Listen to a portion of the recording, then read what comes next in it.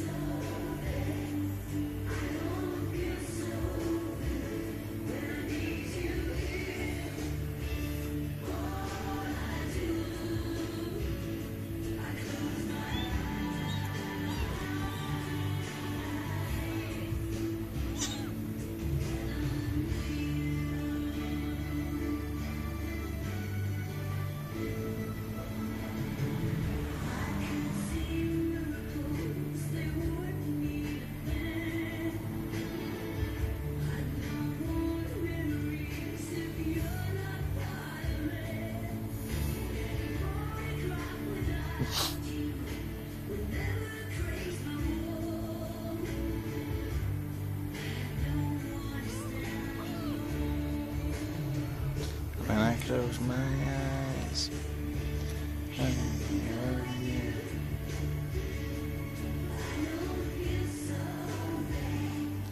I don't feel so good. All I do, I close my eyes. Τι είναι εδώ βρε παρδάλο? Αυτή είναι η όμορφη Σαλόμη μου με το φερετζέ στη μούρη που είναι χαδιάρα και της αρέσει να τη χαϊδεύουν στην κοιλιά και μου γυρίζει έτσι και κοιτάξτε πως μου κάνει. Και αυτό εδώ το μαστοράκι που τώρα μου το παίζει βαρύς και ασήκωτος είναι ο Σεβάχ. Σεβάχ ο πανέμορφος, θαλασσινός. Σεβάχ. Σεβάχ.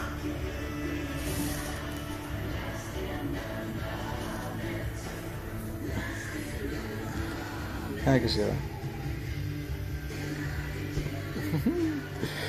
Τι είναι βρε? Έπεσες? Έλα. Να τι πάλι γύρισε. Γύρισε πάλι. Γύρισε και θέλει χαδιά.